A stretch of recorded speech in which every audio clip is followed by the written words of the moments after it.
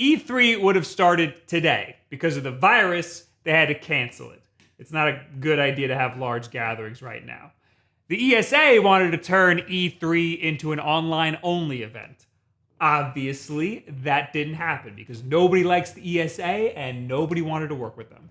I want to talk about why E3 sucks, why it sucked for a while, why nobody likes the ESA, in a convention setting anyway, and my personal experience with E3. Actually, this is going to be mostly about my personal experience. And if I seem a little angry in this video, it's because I am, I hate them so much. I hate the ESA so much, but YouTube won't let me curse within the first minute of the video, so you're going to have to wait a little bit for the sparks to really fly.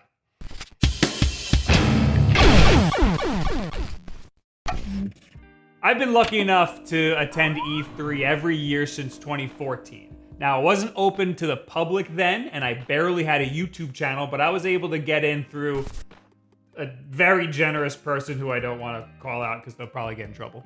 In 2016, the ESA held E3 Live just outside of the actual E3 convention. It was open to the public, and it was free, but it was underwhelming, and nobody really liked it. But it was just a test for the following year, 2017, when they allowed 15,000 gamer passes to be sold to the public. This gave the public full-fledged access to the show floor. This was also the first year that I was able to get myself into the convention. Kind of. I signed up as a member of Shoddycast, which I made videos for them at the time. But I also got my cameraman and my friend Greg in. Now, I signed them up as members of Wulff then because I didn't want to get in trouble, but I think the only reason why we were able to get in was because they thought that they were also members of Shoddycast, so unbeknownst to us, we kind of snuck in that year. Now, prior to this, I have always supported opening up E3 to the public. I think it's ridiculous to gatekeep an event like this. I also think it's ridiculous that E3 became this, prestigious thing. It became some sort of bragging right to be able to say, I went to E3, which is ridiculous to want to brag about going to a media event. And in this day and age, why aren't these demos just published online for anybody to try themselves? Why not just put it straight onto the eShop or the PlayStation Network or on Xbox Live so that you guys can get a chance to play it yourself instead of giving it to a media person and then having them write an article about it and then you guys reading that article and then that's how you absorb the information on that demo. Wouldn't it be much better if you could just try it for yourself? But the ESA did an absolutely horrible job transitioning E3 from a media-only event to a public trade show. And this is not just my opinion, it's on the Wikipedia article for the E3 convention itself. 2017 was the year that Mario Odyssey came out, so my goal for the first day of the convention was to beeline it to the Nintendo booth, play Mario Odyssey, get a bunch of footage, then go right to the media lounge, edit that footage, and publish it as soon as possible so I could compete against all of the other media outlets doing the same thing. That was a very hectic day, and I actually have a behind-the-scenes video on what that was like at the time. I waited 3 hours to have 20 minutes in New Donk City. This is partly Nintendo's fault. At these conventions, they usually have a booth set up where you can go and make appointments, but Nintendo's never liked me. I'm sure if you watch Beat 'em Up's videos, you've seen him talk about his struggles with the company itself, but we're not here to talk about Nintendo's shitty ambassador program. Nintendo's booth that year was a hot mess. There were so many people that were so densely packed in that it was unclear where any of the lines were. So that 3-hour line was probably more like a 1-hour line with people cutting in front of me. It's pretty clear that Nintendo had no idea it was gonna be like that. The following days of the convention, Nintendo roped off the demo lines and had a much more organized booth layout. The following years, Nintendo implemented something called the Warp Pipe Pass, which anybody could do. All you do is you just sign up online using your Nintendo ID, you pick a time slot, and then you show up that day on your time slot and play the demo. I wish more companies did something like that. But again, this is something Nintendo did themselves to combat the disorganization of the ESA. In 2018, the ESA sold even more gamer passes, but in order to accommodate all of these extra attendees, they decided to have media and industry hours. So on Tuesday and Wednesday, for the first 3 hours, only media and industry were allowed in. This is a reasonable idea. It gives the media time to get their work done before the floodgates open. However, because they opened it up to the public, there were more restrictions on everything else. I was no longer with Shoddycast, so we got denied media badges. And by the time we got denied, it was too late to buy gamer passes. So E3 was off for us. But Bandai Namco graciously offered us gamer passes as long as we covered their booth. So E3 was back on for us. What we didn't realize were the heavy restrictions put in place for people with gamer passes. The only one we were made aware of before we got there were the restrictions on bags. It needed to be 15 inches squared or something, and mine just barely fits the criteria. What we didn't know until the day of the convention was that people with gamer passes weren't allowed to have detachable lens cameras. May I remind you that we were there to cover the event for Bandai Namco, and we weren't allowed to bring any of our equipment. Well, some of our equipment. This was the camera that I had at the time. It was about the size of my hand, and I wasn't allowed to bring it into the convention. Now, this was the camera that Will had at the time, and he was allowed to bring that into the convention just because it didn't have a detachable lens. Yeah, and he also had that giant mic on it and everything. For most of the days, we had a friend with a media badge sneak in all of our equipment, and then we would just pick it up on the other side of the security line.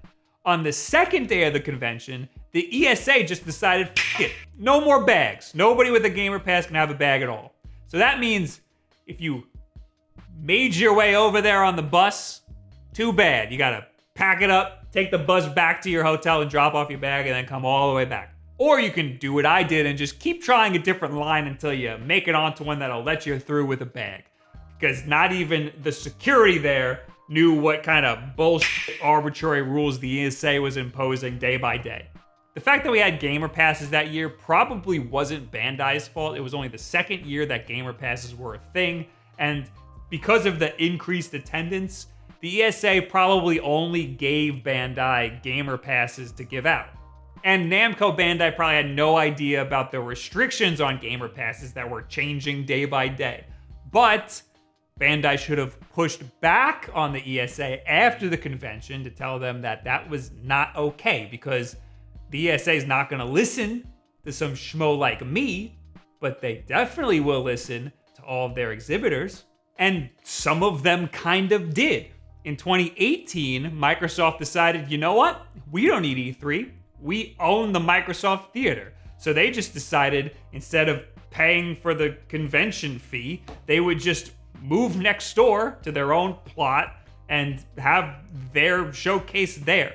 So really, Microsoft hasn't been part of E3 since 2018. They've just been doing their stuff at the same time, at the same place. If this all just sounds like a petty, privileged argument from somebody who should just be happy that they were able to go at all, that's because it is. But I promise that I'm getting to the more egregious stuff that'll get you right back on my side. But I had to work up to it. I just had to set the scene for the rest of my experiences. Also, do you think, like, the big media outlets like IGN have to go through any of this hoopla? Also, don't you watch channels like this because you'd rather see us talk about games than the big media outlets? So, wouldn't you want us to be able to do our jobs? 2018 was probably the worst year for us logistically.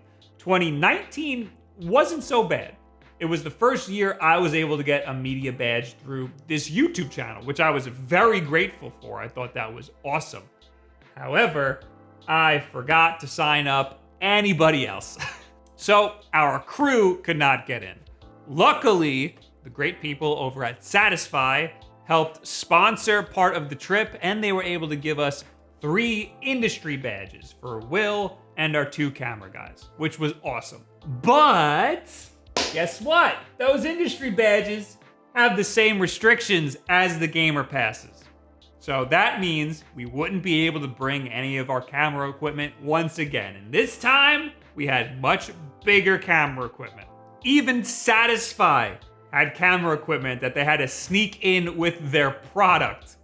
All the way up until the day of the convention, we were planning out how the hell we were gonna sneak all of this stuff in. But once we got to LA, we went right to the convention center. We spent a few hours jumping between some desks, and we met some lovely ladies that were more than willing to help us out, and they got us upgraded from industry badges to media badges. So everything was pretty smooth from there on. In hindsight, we didn't really have much trouble that year besides some understandably confused security that didn't really know what equipment we were allowed to bring in. And also the fact that Nintendo didn't have Mario Maker. And that was really like the only reason why I went there. So 2019 was a pretty good E3. But right when we got home, that experience quickly soured. You might have heard about this, but you might not have, because a lot of people were trying to keep it hush-hush because they didn't want too many people to know about it at the time. But those motherfuckers at the ESA kept all of us media people's personal information in a plain text document for all of the exhibitors to see in their exhibitor portal. But that document was in a public link that anybody could find. You don't even need to log into the exhibitor portal. That means that email addresses, phone numbers, home addresses for thousands of influencers just put out there on the internet for anybody to see. Now, I found out about this one day at around midnight when John from Spawnwave just texted me my address. Now, I love you, John, but maybe there was like a different way you could have let me know that my sensitive information was leaked. You could have like told me where you got it first, or like give me a warning before you just send me my address like it's a threat.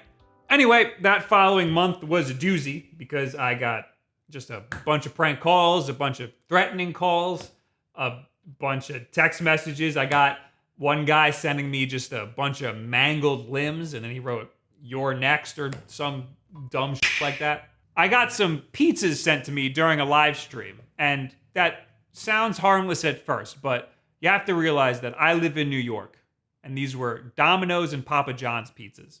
Now, that should be a hate crime. Seriously, though, it sounds harmless, but you have to understand that the next step up from sending delivery to somebody's house is just straight up swatting them. And my local police department happened to agree with me when I called them and explained the whole situation to them. I have since moved, so if you happen upon that address at any point, all you'll find is my father and his Second Amendment rights staring you right in the face. Luckily, because I was the only one who signed up for a media badge before the event, I was the only one of our crew that was actually put on that list. And I know some of you are saying, why don't you just use a fake address or phone number for those types of things? And of course, in hindsight, that sounds like the right thing to do. But how the hell was I supposed to know at the time that a company like the ESA would just put all my information out there? How would I know that an organization like the Entertainment Software Association, a conglomerate of basically every video game company in the world, just like how milk is all of the milk companies? Anyway, how was I supposed to know that the ESA would just be so incompetent and just publicize all of their influencers' sensitive information like that? And by the way, I'm incredibly lucky that nothing happened to me besides a couple of phone calls and some rogue pizzas. But there's plenty of other people on that list that received actual harassment and actual swatting, which in today's climate is life-threatening. Also, sometimes these companies send the badges right to you and not will call. So yeah, I used my actual address. Again, I didn't think that the ESA would be that stupid. And what did the ESA have to say about all of this? Well, they said, we provide ESA members and exhibitors a media list on a password-protected exhibitor site so they can invite you to E3 press events, connect with you for interviews, and let you know what they are showcasing. For more than 20 years, there has never been an issue. When we found out, we took down the E3 exhibitor portal and ensured the media list was no longer available on the E3 website. So as part of their, I guess, apology, they let us know that this shit has been going on for 20 years! And who knows how long that link has been available to anybody with a site crawler. If I didn't make it clear enough, the list was on their exhibitor portal, so you had to log in as an exhibitor in order to see it, but the link to that list was a public link with no encryption. So anybody with a site crawler could just grab that. It was literally just an Excel spreadsheet. So the ESA to all hell, I decided that that was the last straw and that would be the last year that I would attend E3. This year, if it was going to happen, I decided I was going to boycott it, and I would have been surprised if any other influencers went to the event because of what happened last year. It's certainly fun to go to E3. It's a lot of work, but I enjoy making those videos from the show floor. It would be way easier to cover the event from home, and honestly, the videos would probably perform better too. Most of my YouTube friends opt to cover all of the news from home for that reason, but I enjoyed varying up the content a little bit. But I just couldn't support an organization that was so blatantly negligent towards the people that their whole spectacle is for. Obviously, I didn't need to boycott because there's no E3 this year. The ESA tried to make E3 an online-only event, and they reached out to publishers and media outlets. And the publishers said, what the hell do we need you for? We can just do this on our own. And the media outlets said, what the hell do we need you for? We can just do this on our own. Jeff Keighley dropped out before E3 was actually definitively canceled. He saw issues with the direction that the convention was going and decided to start his own little thing called Summer Game Fest. And because people actually like Jeff Keighley, there are some prominent publishers that are going to make some actual announcements at his Summer Game Fest. This is the week E3 was supposed to be. Sony is still going ahead with their PlayStation 5 announcement. It was actually supposed to be last week, which would have been right on time with E3, but it conflicted with George Floyd's memorial service, so they pushed it back a week. But so far, that's the only company that's pretending like E3 is still going on. Nintendo has no plans to do a direct. Microsoft is just doing their own thing on their own time. EA has their EA Play about a week after E3 would have been, or 2 weeks after they would have done theirs. But who cares? Nobody cares about EA Play. I kind of hope that this is a wake-up call to all of the big game companies. I hope that this all happens and they see that, hey, they don't need to spend all of this money in order to get a spot on the show floor just for GameSpot to look at it and cover their product there. Make your announcements on your own channels. The public will listen, the media outlets will still write their articles, there will potentially be less competition, and you'll still get all of the attention that you want. Having demos available online for anybody to play would also be great. There's no reason to reserve that just for journalists. Except if, maybe you don't want people data mining your demos, but what's the harm in that, really? PAX is by far my favorite convention. It's completely open to the public. Anybody can play anything that's on the show floor. And if any of these developers want to show media something, they usually have an extra setup like off to the side that you can play on. But for the most part, the public can just walk up to any booth and just start playing stuff. It's very well organized. It's super easy to get into. So if you miss E3, I highly recommend just going to a PAX whenever, we're not in the apocalypse. Also, this is how easy it is to get in with a camera.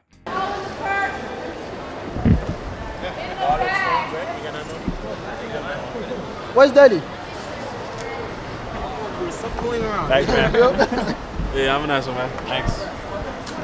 Anyway, what do you guys think about E3, the convention itself, and how we don't have one this year? Is it upsetting that you won't be able to see any of the coverage that in the way that we normally see it, or are you cool with just seeing these individual announcements spread out over the summer? Leave it in the comments below. Add me on Twitter, and all this other social media garbage. Also, do you think E3 should just dissolve? Because I do. Hey, also, I've been really bad at releasing videos on my personal channel, youtube.com/BobWulff, but I have one on the Brooklyn Bridge protest that I'm hoping to get out today. So if it's there, I'll link it. If not, just subscribe so that you know when it goes up. Anyway, we got new videos and live streams all the time. Our schedule is usually in a pinned tweet over on our Twitter. And we got Wulff Den Live every single Wednesday, 8 p.m. Eastern time here on YouTube. That's our live podcast where we can talk and hang out. Also, twitch.tv/WulffDen. where we also talk and hang out, but I just play video games. Go over there, turn on the notifications so you know when I go live. But of course, the most important thing that you can do and the easiest is just subscribe to the channel and share this video with a friend who is maybe upset there's no E3, maybe had no idea that they're a bunch of assholes, and maybe just cares about this stupid industry news. Anyway, thank you guys very much. You have yourself a good week. Stay inside, wash your hands, or if you go outside, it better be for a damn good cause. You know what I'm saying?